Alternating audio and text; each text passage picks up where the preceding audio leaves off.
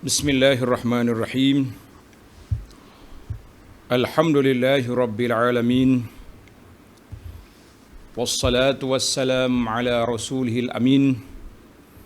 Nabiyyina wa habibina wa qudwatina Muhammad ibn Abdillah wa ala alihi wa sahbihi wa man sara ala nahjihi wa ihtada bihadihi wa istanna bisunnati ila yaumiddin. Amma ba'du. Muslimin dan muslimat, para jemaah sekalian, Assalamualaikum warahmatullahi wabarakatuh.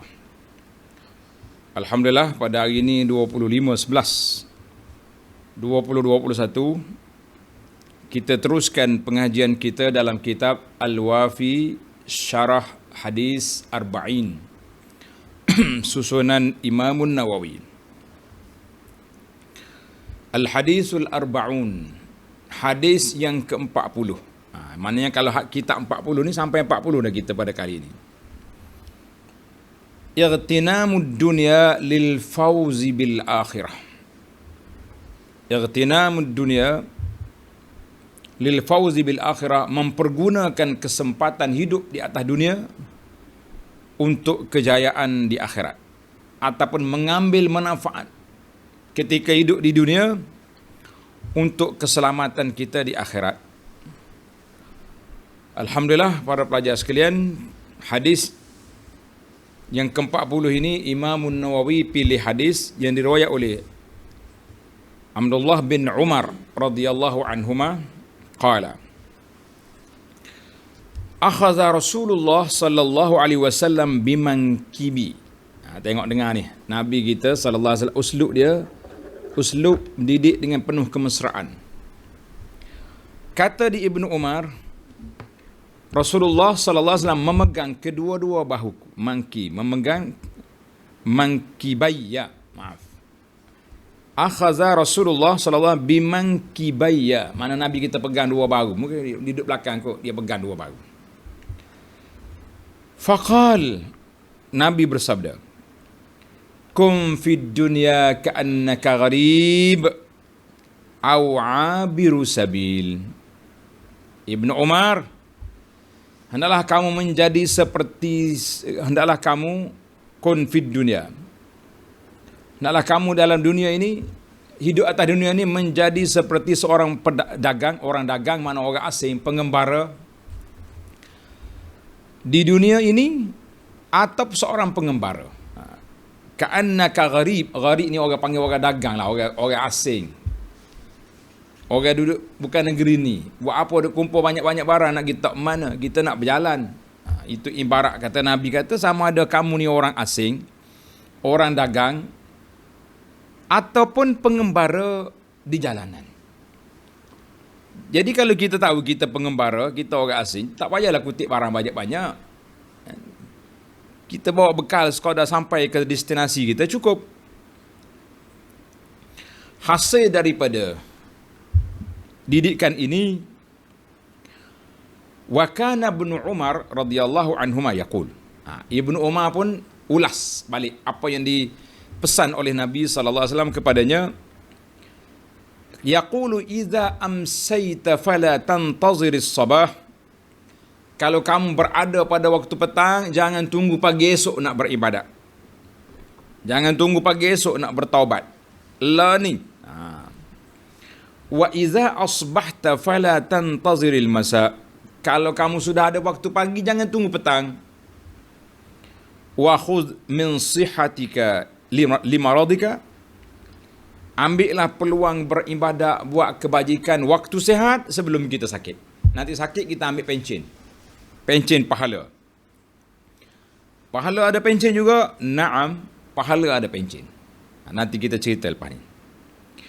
Wa min hayatika limautika. Ambillah peluang beribadat, melakukan kebaikan, lakukan ketaatan waktu kita ada atas dunia ini sebagai bekalan setelah kita mati. Hadzal hadis wa hadzal athar rawahu al-Bukhari. Imam Bukhari meriwayat hadis ini. Alhamdulillah. Ahammiyatul hadis, kepentingan hadis. Tuan-tuan dan puan-puan yang ada kitab tu, muka surat 637. Tengok muka surat 637. Ini adalah hadis yang penting, yang agung dan banyak mengandungi faedah-faedah yang mulia serta mengumpulkan semua kebaikan dan nasihat. Usulnya adalah memendekkan angan-angan di dalam kehidupan dunia, kerana seorang mukmin itu adalah jangan menjadikan dunia sebagai negara tempat tinggal dan penempatan yang abadi serta merasa tenang dengannya. Jadi kita jangan jadikan dunia ni sebagai tempat tinggal selama-lama. Sebagaimana kata orang, dunia bukan tempat tinggal tapi tempat meninggal. Dunia ni tempat apa? Tulis. Dunia bukan tempat tinggal yang abadi, yang kekal, tapi dunia adalah tempat meninggal. Lain dia punya cara kan? Kalau kata tempat tinggal, kita nak duduk sini lama-lama. Tapi bila tempat meninggal, kita akan tinggalkan dunia dan kita akan tinggalkan kesan-kesan yang baik daripada amalan yang baik yang kita lakukan untuk menjadi aset bekalan di akhirat. Alhamdulillah.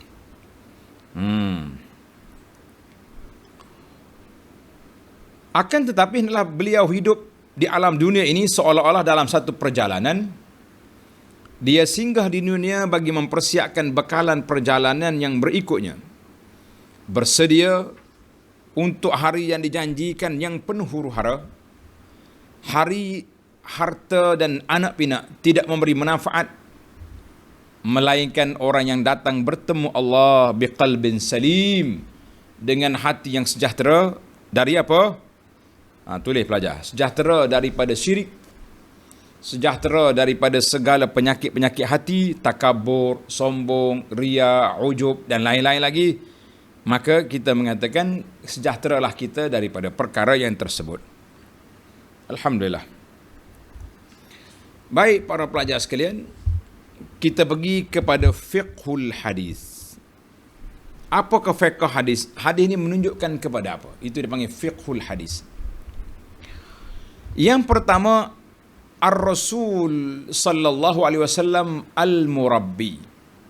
Rasul, Nabi kita adalah murabbi, maknanya seorang pendidik, pengasuh kepada umat dia. Itu dipanggil murabbi. Kita boleh panggil murabbi, kalau kata muallim, pengajar.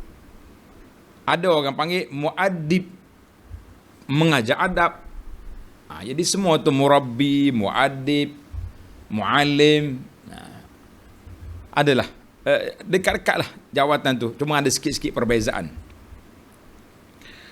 Kana Rasulullah sallallahu alaihi wasallam mualliman li ashabihi wa murabbiya. Rasulullah sallallahu adalah seorang guru dan pendidik kepada para sahabatnya dengan cara dan kaedah pendidik tarbiyah dan pendidikannya. Rasulullah sallallahu mendahului cara dan perantaraan cara yang digunakan oleh orang-orang sekarang ini. Nabi dah guna 1400 tahun dulu. Dia panggil wasail. Nabi kita telah menggunakan cara pendidikan ini yang orang sekarang pun guna juga. Maknanya orang belajar daripada cara Nabi sallallahu alaihi wasallam. Rasulullah sentiasa mencari kesempatan dan kesesuaian dalam memberikan didikan dan tarbiyah. Sering Nabi SAW memberikan mereka perumpamaan-perumpamaan. Nabi buat bandingan. Macam cerita kita ni, bandingan dengan siapa? Dengan pengembara. Ada Nabi banding, macam-macam dia punya bandingan, supaya kita lebih dekat untuk memahami situasi sebenar.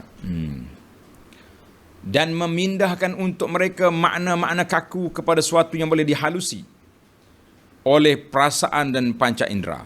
Jadi kita tengoklah daripada makna yang kita tak nampak dengan gambar, nampak. Rasulullah sallallahu alaihi wasallam, para pelajar sekalian, ingat Jumaat, ingat selawat. Sebut je nama Nabi, semua berselawat. Allahumma salli ala Muhammad wa ala ali Muhammad. Tunjuklah kita sayang ke Nabi, banyak selawat. Selawat.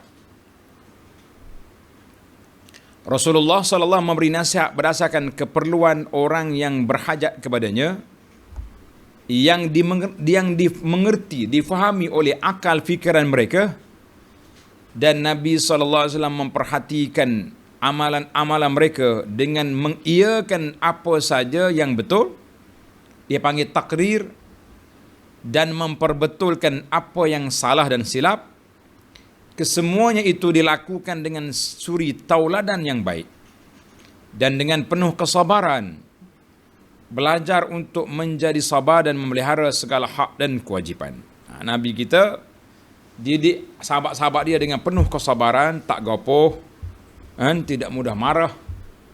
Tapi kalau langgar SOP syariat, Nabi kita akan marah.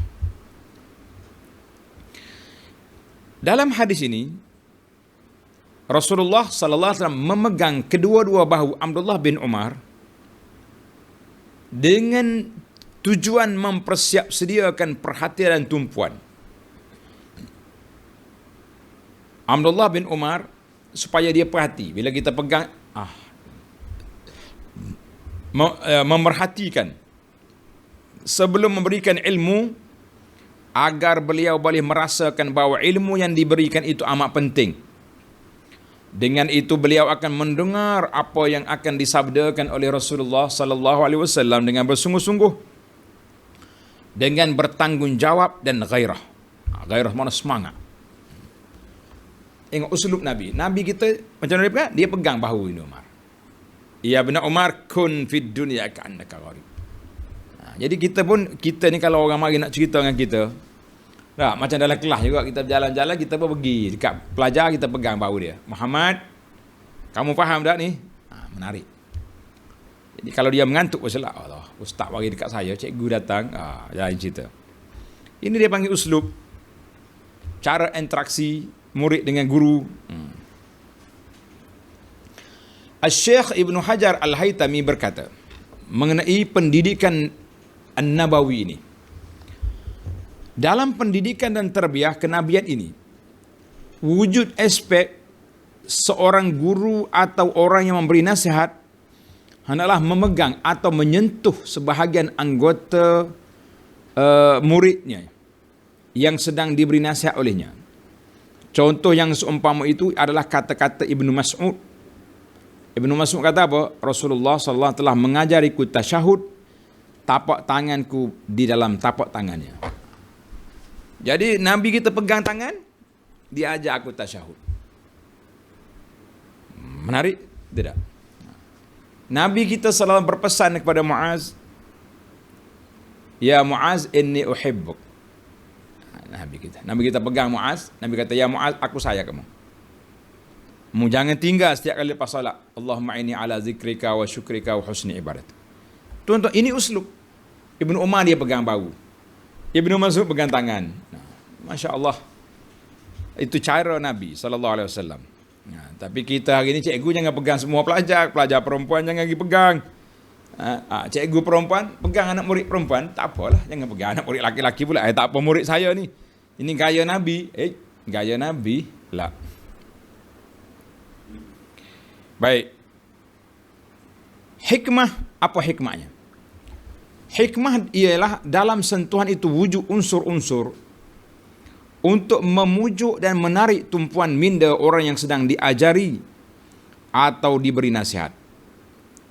Kerana itu adalah mustahil orang yang diperlakukan atau diberikan tindakan, diberikan nasihat atau didikan sebegitu akan lupa apa yang telah diajarkan kepadanya. Tindakan seumpama ini selalunya tidak dilakukan kecuali dengan orang yang cenderung kepada orang itu. Mana bila kita sayang kepada murid ini, kita akan buat dengan kemesraan. Kita pegang tangan dia, gosok. Itu menunjukkan apa ni? Dia panggil ada sentuhan kasih sayang murid dengan guru.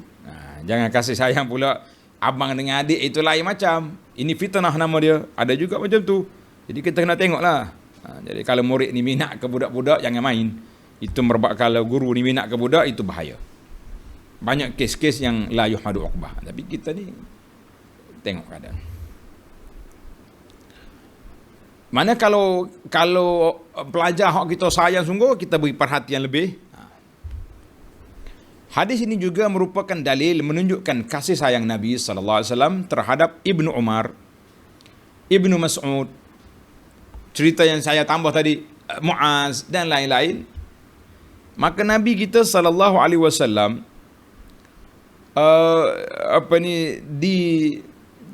dia guna kesempatan untuk mengajar. Ibnu Abbas contohnya, dia letak atas kenderaan dia, ya ghulam inni uallimuka kalimat. Dalam hadis yang lepas sudah ada ya ghulam. Alhamdulillah. Tamatlah kita, dia panggil Ar-Rasulul Murabbi. Cara Nabi kita berinteraksi dengan pelajar, dengan sahabat, sangat mesra dan ada sentuhannya. Barulah orang yang menerima amalan ni lagi kuat. Jangan pula, tapi jangan kita bina ketaksuban. Mari sini, ambil tasbih kita gantung di tekuk kawan tu ke macam mana. Jangan. Ini cara sunnah, bukan cara yang punah, kata orang. Fiqhul hadis yang kedua, fana ad-dunya wa baqa'ul akhirah. Dunia ini sementara akan rusak dan akhirat yang kekal abadi. Seorang insan yang hidup di dunia ini hanya hidup dalam jangka waktu yang dikehendaki oleh Allah Azza wa Jalla. Kemudian beliau pasti akan mati pada suatu hari nanti, mesti. Dalam bahasa lama tak dapat tidak. Kalau penterjemah baru ni tak guna macam tu. Mesti mati. Sebagaimana firman Allah Ta'ala, kullu nafsin za'iqatul maut. Setiap yang bernyawa pasti akan menemui kematian. Surah Ali Imran ayat 185. Dalam surah Az-Zumar ayat 30, innaka mayyitun wa innahum mayyitun. Sesungguhnya engkau wahai Muhammad sallallahu alaihi wasallam akan mati dan sesungguhnya mereka juga akan mati. Kita sama-sama nak mati, jangan sombong. Dan banyak lagi ayat-ayat lain. Ayat surah Luqman contohnya, wa ma tadri nafsum madza taksibu ghadah wa ma tadri nafsum bi ayyi ardin tamun. Kamu tak tahu apa yang kamu nak buat besok. Kamu tak tahu di mana kamu akan mati. Oleh yang demikian, kalau kita tak tahu apa nak kita buat, oleh yang demikian dunia ini adalah sementara, tidak kira panjang mana umur seorang insan itu hidup di dunia, di dalamnya. Ini adalah hakikat yang boleh dilihat setiap masa. Kemudian daripada itu, seorang insan itu mestilah menjalani suatu kehidupan yang kekal abadi, tiada penghujung dan tiada nuktahnya. Kehidupan yang kekal abadi dalam akhirat selepas Allah Ta'ala membangkitkan manusia dari kubur mereka dan mengumpulkan mereka bagi menjalani penghisapan ke atas amalan-amalan yang dilakukan. Kemudian diputuskan untuk mereka sama ada ke syurga yang luasnya seluas langit dengan bumi, yang disediakan untuk orang-orang yang bertakwa, di mana mereka hidup dalamnya kekal abadi, atau ke neraka yang bahan bakarnya manusia dan batu, yang disediakan untuk orang kafir dan orang kafir yang tidak akan keluar daripadanya selama-lama. Na'udzubillah. Kerana itu, seorang mukmin yang berakal tidak akan tertipu oleh kehidupan dunia. Lantaran itu beliau tidak akan sekali-kali merasa tenang dan bahagia hidup di dalamnya. Sebaliknya beliau memendekkan angan-angannya serta menjadikan dunia sebagai ladang yang ditanamkannya dengan amalan soleh, agar suatu masa nanti dituai akan hasilnya di akhirat. Dunia ini dijadikannya kenderaan yang menyelamatkan dirinya sewaktu melintasi jambatan yang dibentangkan untuknya di atas neraka Jahannam. Dia sebut sebagai as-sirat. Ini kita nak selamat belakalah. Allahu Akbar. Firman Allah Ta'ala mengenai seorang mukmin di kalangan keluarga Fir'aun, innama hadhil hayatud dunya mata' wa innal akhirata hiya dalul qarar. Sesungguhnya kehidupan dunia ini hanyalah kesenangan untuk sementara saja, dan sesungguhnya hari akhirat adalah itulah sahaja negeri yang kekal abadi. Surah Ghafir ayat 39. Sekali lagi Nabi SAW buat bandingan. Nabi kata mali walid dunya, aku dan dunia perumpamaannya adalah seperti seorang penunggang tunggangan kuda dan sebagainya yang duduk beristirahat di bawah bayangan sebatang pokok pada waktu panas, kemudian meninggalkannya di waktu petang bagi meneruskan perjalanan. Allahu Akbar. Tuan-tuan dan puan-puan, kita ni ibarat seperti orang yang berteduh di bawah bayang.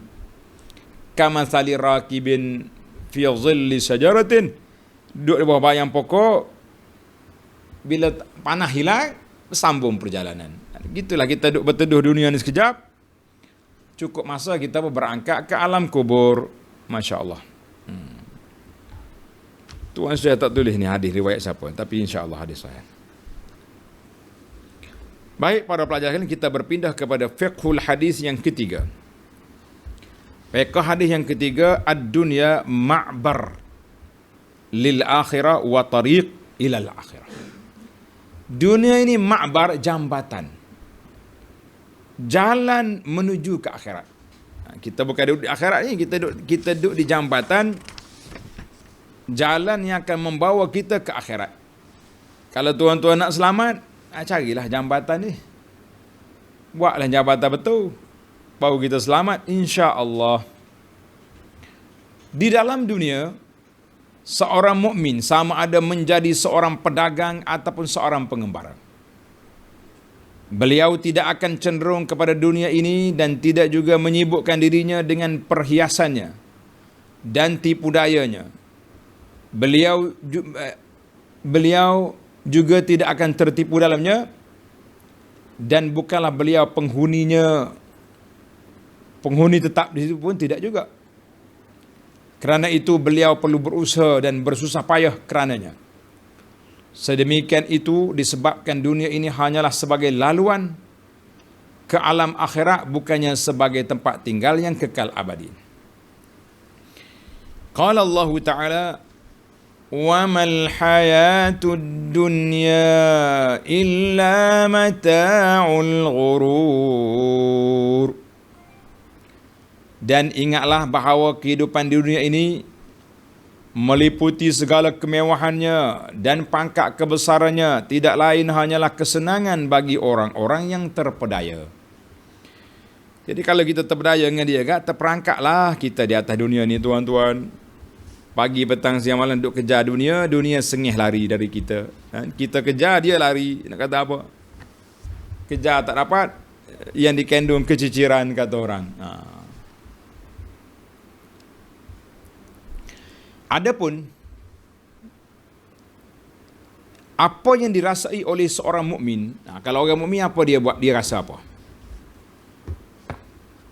Pada setiap masa ialah bagaimana untuk hidup di dunia ini hanya sebagai seorang pedagang, seorang asing, atau pengembara yang jauh daripada tanah airnya, jauh terpisah daripada isteri dan kaum keluarganya, maka beliau setiap masa akan merasa teramat rindu dan ingin pulang ke negara asalnya bagi menemui ahli keluarga dan sahabat handainya sepanjang tempoh perkelanaannya, pengembaraannya di negeri asing. Selagi itulah hatinya tidak akan tenang dan tidak terhenti-henti, hatinya meratap dan meritih. Oleh demikian, itu bandingan, tuan-tuan. Oleh yang demikian, beliau sama sekali tidak akan membina rumah yang cantik-cantik dan kukuh, dan tidak akan memenuhkannya dengan tilam yang empuk dan perabot yang mahal-mahal. Sebaliknya, beliau hanya redha dengan apa sahaja yang mampu disediakan olehnya. Apa yang disibukkannya ialah mengumpulkan hadiah-hadiah dan cenderamata yang akan digunakan untuk berseronok-seronok di negara asalnya, hidup di dalam lingkungan ahli keluarga dan kaum kerabatnya, kerana beliau tahu bahawa di sanalah tempat tinggal yang kekal abadi.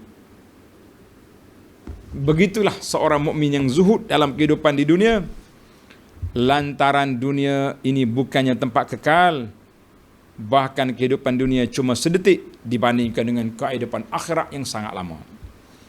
Alhamdulillah, tuan-tuan dan puan-puan, dalam kelas tadabbur kita, ingat ke tidak, Dalam kelas tadabbur mengatakan satu hari di akhirat esok sama dengan 50,000 tahun di dunia. Alfasanatin, ada kata riwayat kata 1,000 tahun. Maknanya kita duduk hari ni berapa minit je kalau nak banding dengan hari dunia esok yang panjang. Tapi kita rasa kita hidup lama. Saya sudah hidup 60 tahun, sudah hidup 70, 80. Rasa lama kan? Tapi kalau kita semak dari senarai kebajikan, tak banyak pula. Hidup rasa lama tapi kebajikan tidak banyak. Apa faedahnya kita? Allahu Akbar. Jadi buat apa kita bina? Tuan-tuan tak usah cakap banyak. Kita semua tahu. Ramai pekerja-pekerja tempat kita ni orang luar. Saya tak sebutlah negara jiran-jiran kita lah, negara ASEAN. Hidup sini, rumah buruk, kereta buruk. Tapi dia kontraktor. Kita boleh upah dia buat rumah, buat bangunan, buat tu, buat ni. Satu-satu upah bukannya kecil.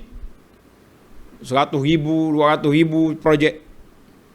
Tapi dia datang kerja, basi kereta buruk je. Pakaian pun biasa-biasa. Sebab apa? Duit dia hantar balik ke negeri. Di sana katanya sudah ada banglo besar. Ini analogi bandingan.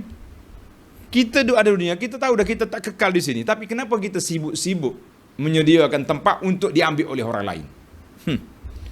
Oi, saya buat rumah cantik ni. Oh, juta habis. Wah, cantik.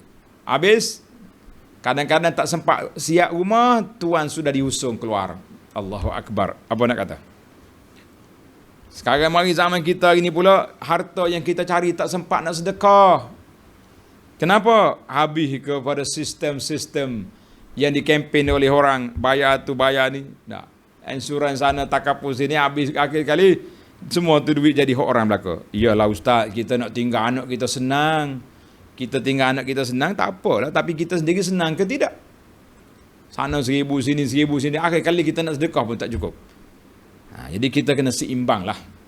Nak tinggal ke orang, ke waris-waris tinggal lah. Tapi jangan kita, bahagian kita pula tak ada. Allahu Akbar. Syarikat ni pandai, tak apa. Kalau dia mati kita badar. Oh, okay, badar haji 2,000 je. Bayar 1,500 pun boleh.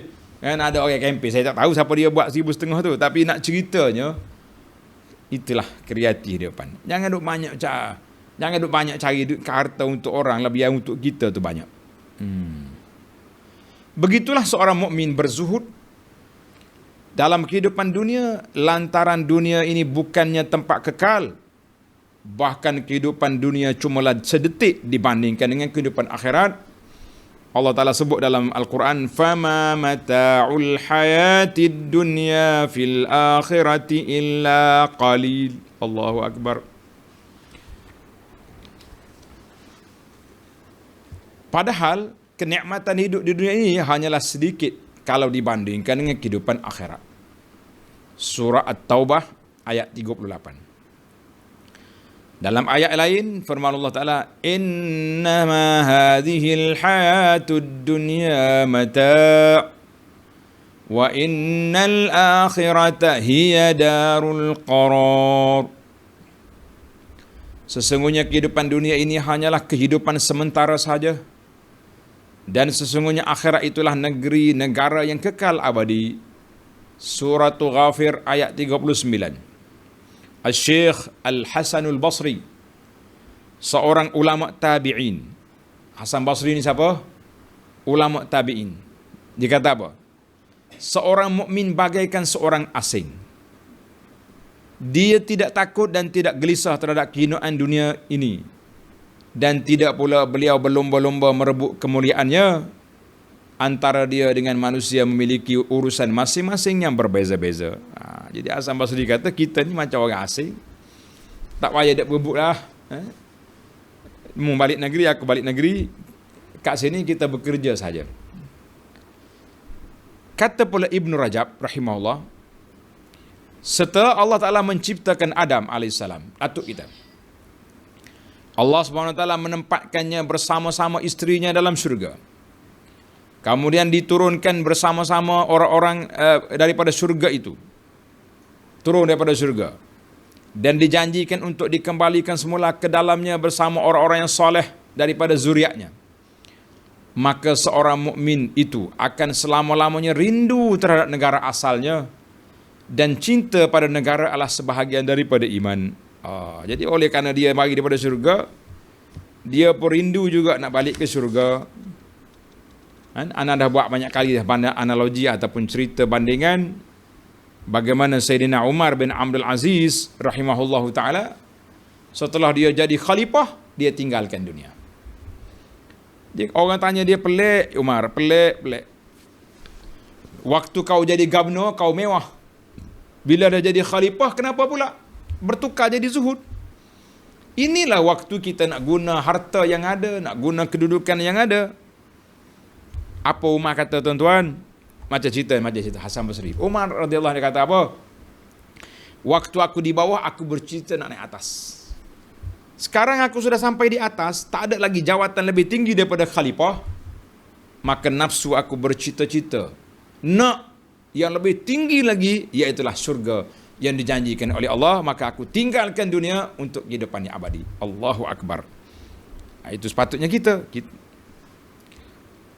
Allahu Akbar. Bahkan seorang mukmin itu hidup dan tinggal di dunia ini dalam keadaan yang lebih sederhana daripada kehidupan orang asing yang berkelana daripada negaranya, kerana seorang asing itu berkemungkinan ingin kekal hidup di tempat dia berkelana, lalu menjadikan tempat tersebut sebagai tempat tinggal, beristeri dan berkeluarga.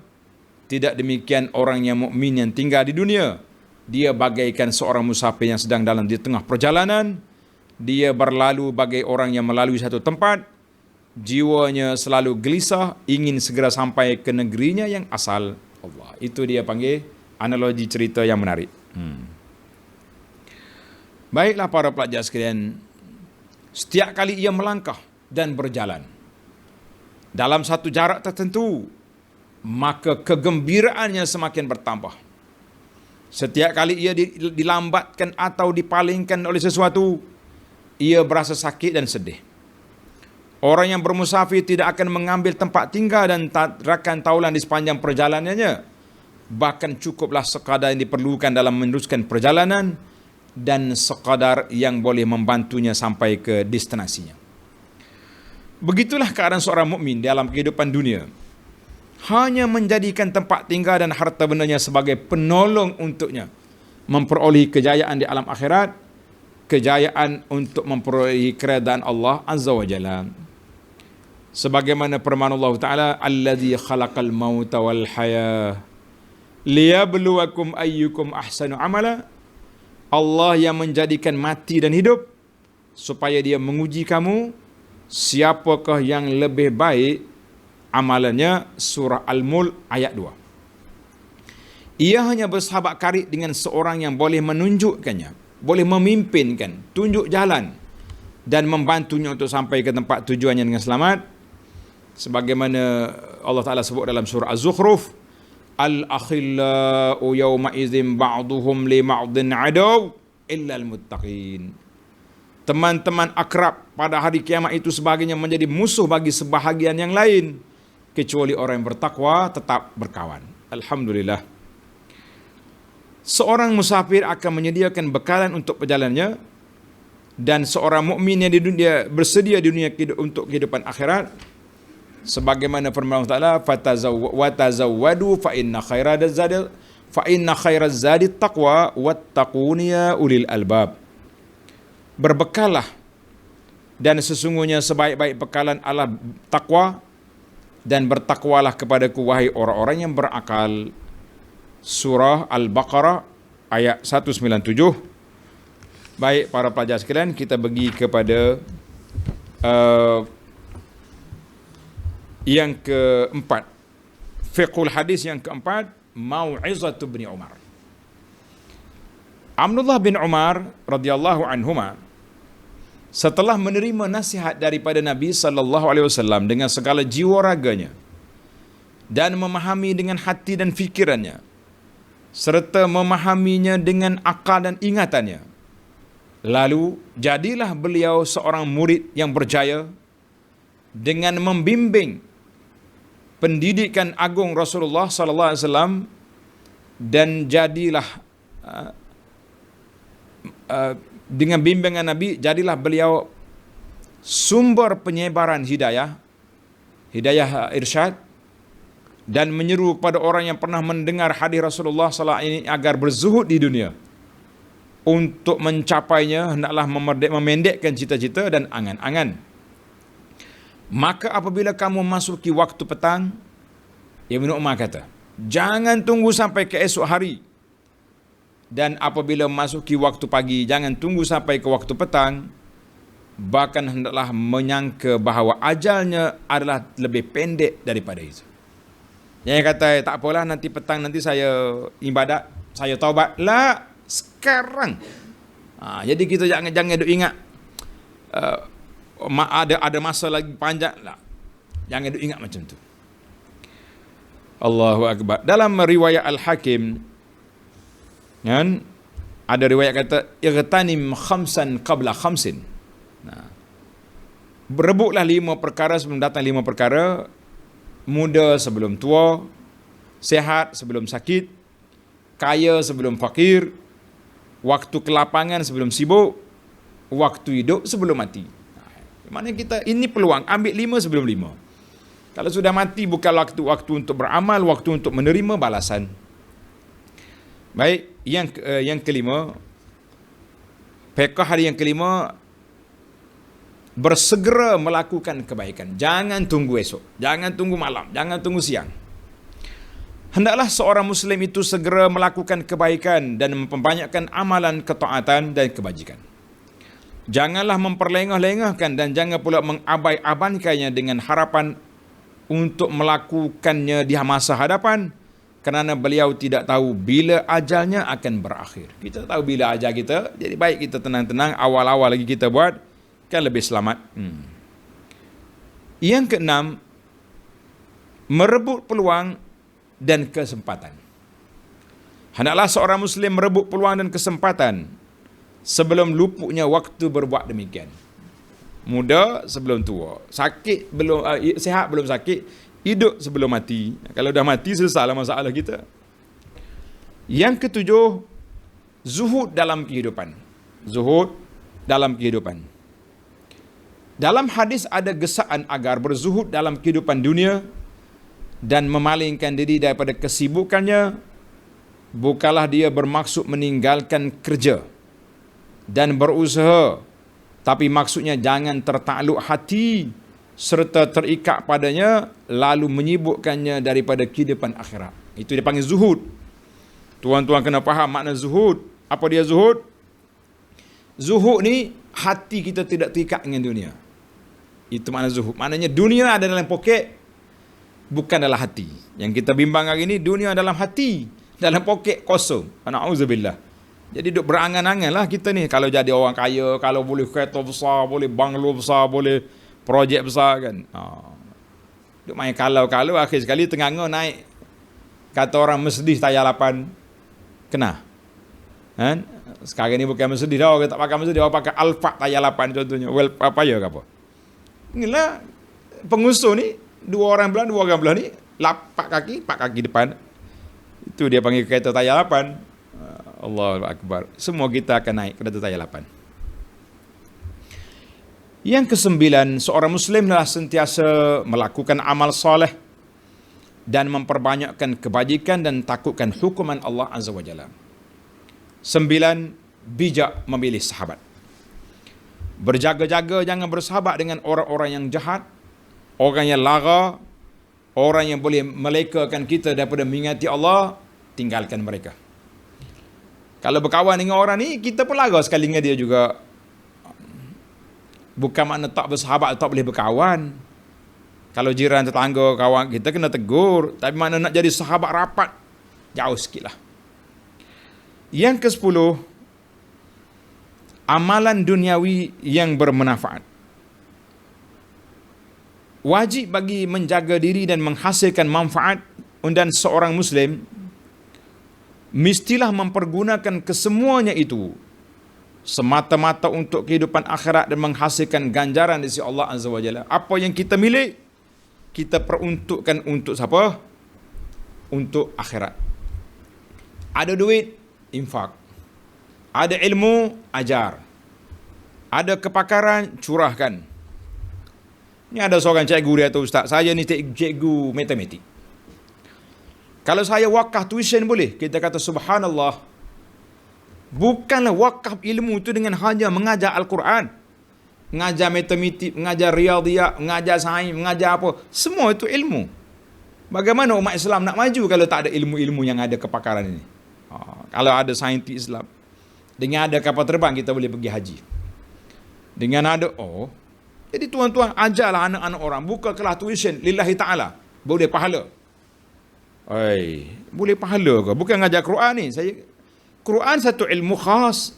Ini ilmu untuk fardu kifayah. Kenapa pula tak boleh pahala? Masya Allah. Itu menarik. Cikgu, guru, apa saja yang orang ada kepakaran. Tukang masak pun, kalau ajar kelas masak, berapa banyak orang buat? Awak ajar contohnya sebelum dalam hidup ni ada 500 orang lahir daripada hasil daripada didikan awak. Dia duduk masak, boleh pahala kita. Allahu Akbar. Pahala pencen hari-hari. Apa saja yang kita boleh manfaat, kita gunakan. Yang terakhir, yang ke-11, kesederhanaan dan keseimbangan. Hadis ini mengembalikan kita kepada kesederhanaan dan keseimbangan antara amalan dunia dan akhirat. Setiap kali keterlibatan kita dengan keduniaan ini bertambah, maka setiap kali itulah kita ditimpa oleh kelalaian, kealpaan dan sambil lewa terhadap kehidupan akhirat. Jadi kita kena seimbang. Wala tansa nasibaka minad dunya. Allah kata, jangan lupa bahagian dalamnya. Karena itu Nabi SAW ajar kepada kita doa yang maksur, yang sering kita baca, Rabbana atina fid dunya hasanah wa fil akhirati hasanatan wa qina azabannar. Allah sendiri ajar doa fid dunya hasanah wa fil akhirati hasanah. Itu seimbang. Yang kata saya tinggal ada dunia, tinggal macam mana? Tak kerja buat, habis tunggu orang bagi makan lah. Kita kena ada dua-dua, barulah kita orang panggil lebih harmoni, insya-Allah. Alhamdulillah, hadis 40 ni cukup dengan satu syarah je, tamat. InsyaAllah kita ada lagi 2 hadis. Hadis 41 di bawah tajuk Ittiba'u syar'illahi ta'ala imadul iman. Ikut syariat Allah Ta'ala itulah dipanggil paksi keimanan. InsyaAllah. Kemudian kita ada lagi satu hadis yang ke-42. Berapa siri kuliah kita tengok nanti insyaAllah. Jadi kita ada 2 hadis lagi. Subhanakallahumma bihamdika asyhadu an la ilaha illa anta astaghfiruka wa atubu ilaik. Wa sallallahu ala nabiyyina Muhammad wa ala alihi wa sahbihi ajma'in walhamdulillahi rabbil alamin. Wassalamu alaikum warahmatullahi wabarakatuh.